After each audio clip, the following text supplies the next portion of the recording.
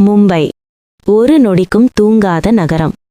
ஆனா 2008 நவம்பர் 26 இரவு அந்த நகரம் முழுக்க பயத்தால் உறைந்தது. அது ஒரு சாதாரண நாள் போலதான் தொடங்கியது. ரயில் நிலையத்தில் மக்கள் கூட்டம், ஹோட்டல்களில் விருந்தினர்கள் சிரிப்பு, சாலைகளில் வழக்கமான ரஷ்.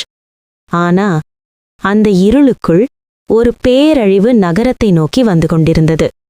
கடல் வழியாக 10 ஆயுதம் ஏந்திய தீவிரவாதிகள் மும்பைக்கு நுழைந்தார்கள்.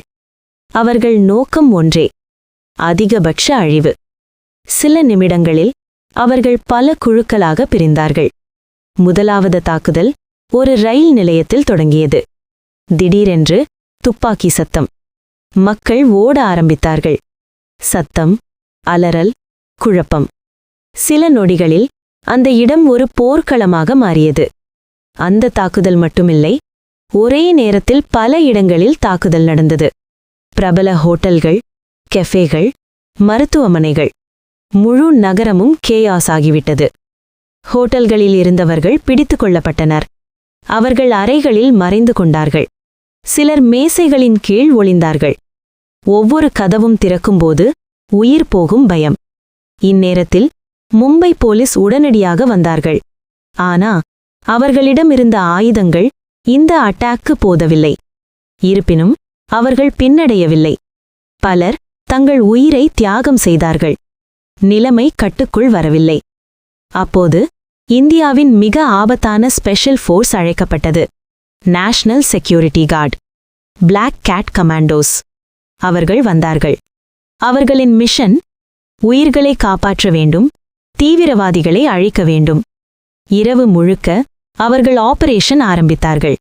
ஹெலிகாப்டரிலிருந்து இறங்கி அவர்கள் அந்த பர்னிங் பில்டிங்ஸ்குள் நுழைந்தார்கள்.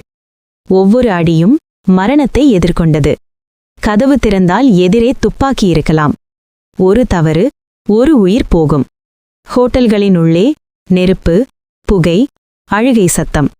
கமாண்டோஸ் ஒரு அறையிலிருந்து இன்னொரு அறைக்கு மக்களை காப்பாற்றினர். சிலரை வெளியே கொண்டு வந்தார்கள். சிலர் உயிரோடு வரவில்லை. 3 நாட்கள் மும்பை முழுக்க ஒரு போர்க்களம். அந்த 3 நாட்களில் பயம் மட்டும் இருந்தது. ஆனா அந்த பயத்துக்குள் சிலர் நம்பிக்கை கொடுத்தார்கள். அந்த கமாண்டோஸ். அவர்கள் ஓய்வின்றி போராடினார்கள். ஒவ்வொரு தீவிரவாதியையும் தேடி அவர்களை எலிமினேட் செய்தார்கள். இறுதியில் அந்த ஆபரேஷன் முடிந்தது.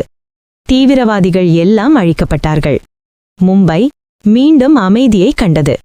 ஆனா அந்த அமைதி பல உயிர்களின் விலையில்தான் வந்தது.